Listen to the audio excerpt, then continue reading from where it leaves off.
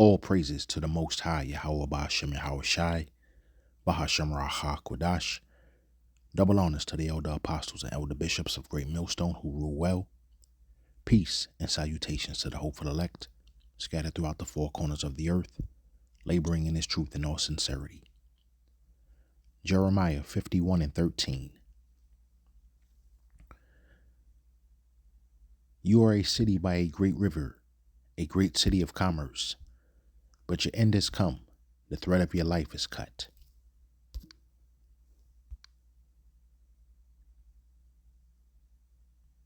When the world needs courage, daring, vision, and inspiration, it is still turning to America. And when God needs a nation to work His miracles, He knows exactly who to ask. There is no challenge Americans cannot overcome, no frontier too vast for us to conquer, no dream too bold for us to chase, no horizon too distant for us to claim. For our destiny is written by the hand of providence, and these first 250 years were just the beginning. From the rugged border towns of Texas to the heartland villages of Michigan, from the sun-kissed shores of Florida to the endless fields of the Dakotas, and from the historic streets of Philadelphia to right here in our nation's capital, Washington, D.C., the golden age of America is upon us. The revolution that began in 1776 has not ended. It still continues because the flame of liberty and independence still burns in the heart of every American patriot. And our future will be bigger, better, brighter, bolder, and more glorious than ever before. Thank you, God bless you, and God bless America.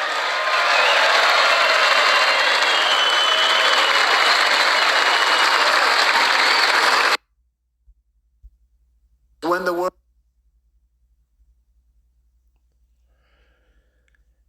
Just within those first two sentences, you can really hear how arrogant Nero is. The opening two sentences, he says, and when God needs a miracle, He knows exactly who to ask.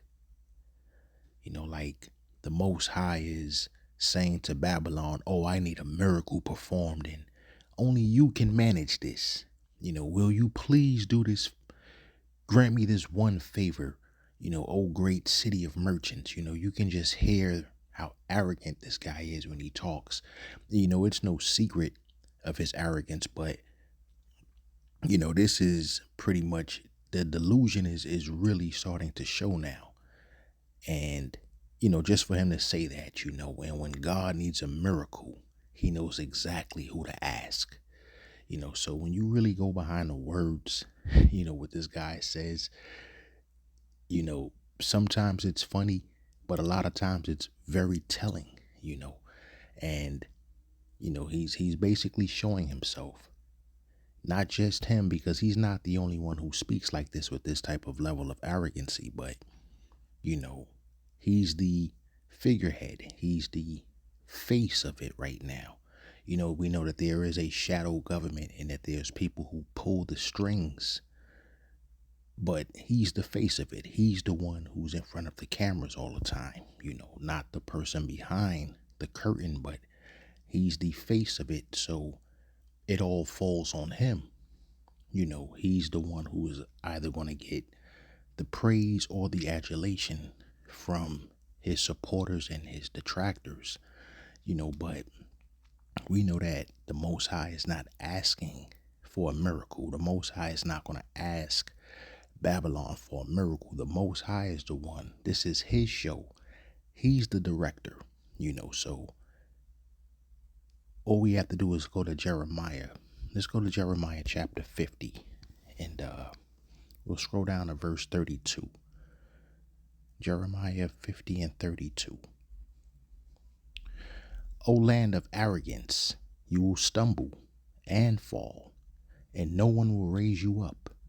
For I will light a fire in the cities of Babylon that will burn up everything around them.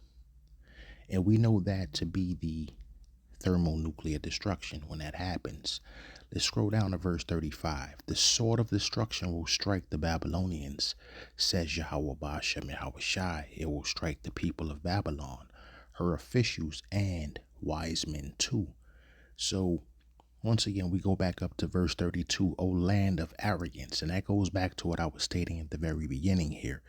And when God needs a miracle, he knows exactly who to ask. And Trump right now is the face.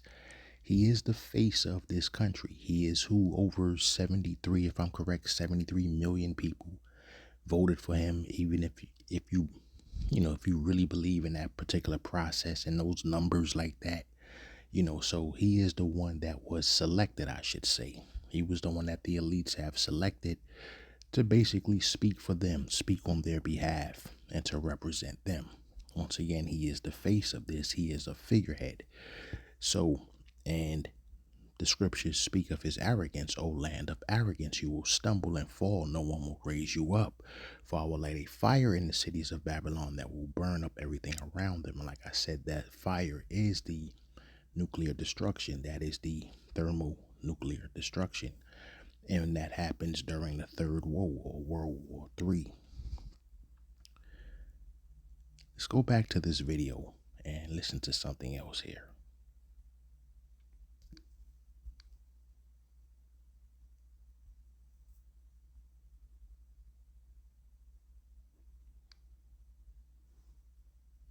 When the world needs courage, daring, vision, and inspiration, it is still turning to America. And when God needs a nation to work his miracles, he knows exactly who to ask.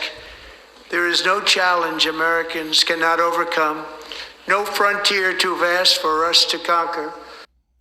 Right there. That's what I was looking for. There is no frontier too vast for us to conquer. And once again, this is, Nero speaking on behalf of what this nation is. This nation is an imperialistic nation. This is a nation that imperializes other countries. It sets up colonies. It sets up bases, I should say, in other particular countries, and it basically occupies them. And that's what Nero here is admitting. He's at least honest and upfront enough to admit there's no frontier too vast for us to conquer. That's not just lands. Their thoughts right now is that they can actually colonize Mars. This is what they're thinking now. Right now, and I have a video on deck here with Elon Musk. Right now, they understand that something major is about to happen. We know that to be the Most High sending his only begotten Son, Hamashiach Yahweh Shai, to basically destroy this place. But they understand that this is going to happen. So I have an upcoming video here. I don't want to get too much into it now, but they're actually talking about trying to set up a temporary colony on Mars, during this particular time. But we know that that's not going to take place. That may be what they're thinking, but we know that that's not going to happen. So once again, Nero just said here, though, no frontier too vast for us to conquer, for the U.S. to conquer. But let's look at Isaiah chapter 47, and I'll go to verses 7 through 11 here.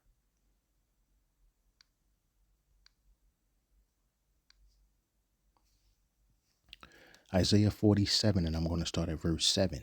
You said, I will reign forever as queen of the world. You did not reflect on your actions or think about their consequences. Listen to this, you pleasure-loving kingdom, living at ease and feeling secure. You say, I am the only one, and there is no other. I will never be a widow or lose my children. Well, both these things will come upon you in a moment, widowhood and the loss of your children. Yes, these calamities will come upon you, despite all your witchcraft and magic. You felt secure in your wickedness. No one sees me, you said, but your wisdom and knowledge have led you astray. And you said, I am the only one, and there is no other. So disaster will overtake you. and you won't be able to charm it away. Calamity will fall upon you, and you won't be able to buy your way out. A catastrophe will strike you suddenly, one for which you are not prepared. So when we go back behind the words of what this guy is actually saying, I'll push it back a little bit there.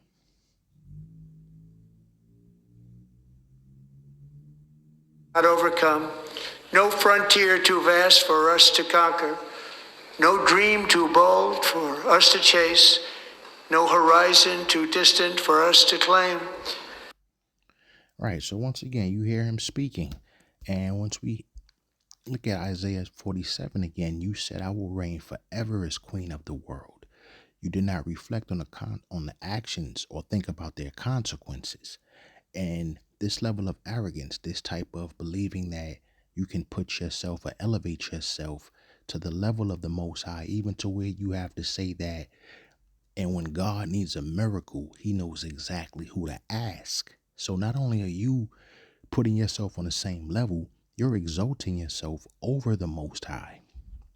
And this is why this country, this nation is going to be destroyed. This is Nero saying the quiet part out loud, and they're no longer hiding it. They're no longer masking it. Babylon, led by Nero, is basically being exposed. This is not him accidentally blurting this out. This is the Most High putting him on Front Street right now, showing you exactly how these people think, exactly how they try to put themselves on the same level or even exalt themselves over the Most High. Verse 8, listen to this, you pleasure-loving kingdom, living at ease and feeling secure. You say, I am the only one and there is no other. I will never be a widow or lose my children. No frontier too vast for the U.S. to conquer. That's what Nero said.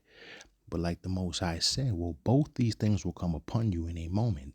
That's when he says, I am the only one and there is no other. I will never be a widow or lose my children. Well, both of these things will come upon you in a moment. Widowhood and the loss of your children. Yes, these calamities will come upon you despite all your witchcraft and magic. You felt secure in your wickedness. And you can hear it when he says it. There's no frontier too vast for the U.S. to conquer. There's, just everything that he was stating. Let's go back and hear that one more time. Challenge Americans cannot overcome, no frontier too vast for us to conquer, no dream too bold for us to chase, no horizon too distant for us to claim. For our destiny is written by the hand of providence, and these first 250 years were just from the still turning to America. I'm having all types of technical difficulties here. But like I was stating, this level of arrogancy and exalting yourself not only on the level up, but the level of trying to put yourself above the Most High. This is the reason why this place is going to be destroyed. And I'll keep playing it. Like I said, I'm having a little bit some difficulties trying to maneuver it. I don't have too much room here to hit this play button without it starting over from the very beginning. But and when God needs a nation to work his miracles, he knows exactly who to ask. There is no challenge Americans cannot overcome, no frontier too vast for us to conquer, no dream too bold for us to chase, no horizon too distant for us to claim. For our destiny is written by the hand of providence, and these first 250 years were just the beginning. From the rugged border towns of Texas to the heartland villages of... You hear how he says, these first 250 years are just the beginning. That kind of reminds me of Psalms right there. Psalms chapter 49 and 11. Their inward thought is that their houses shall go on forever. And I'll go ahead and read that real fast here. Psalms 49 and 11. The grave is their eternal home where they will stay forever. They may name their estates after themselves. I'll also read that in the KJV. That was the NLT that I'm using, but I want to read that actually in the KJV version. Psalms 49 and 11.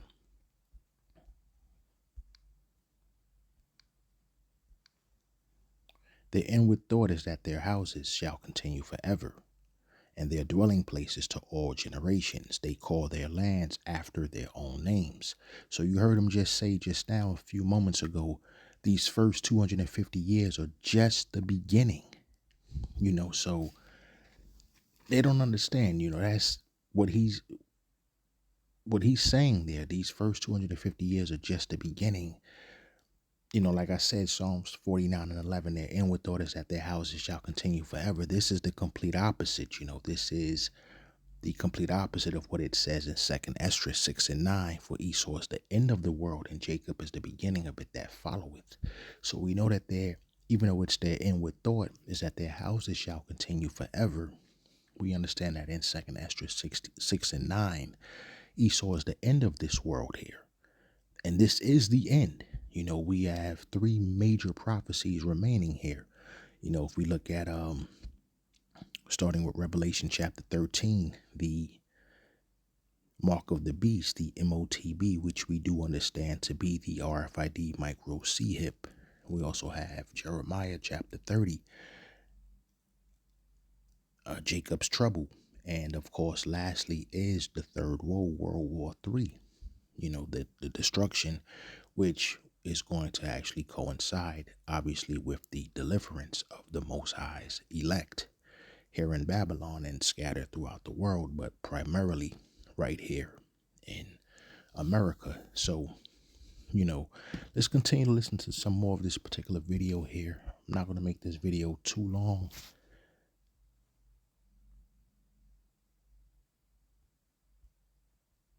Michigan, from the sun-kissed shores of Florida to the endless fields of the Dakotas, and from the historic streets of Philadelphia to right here in our nation's capital, Washington, D.C., the golden age of America is upon us.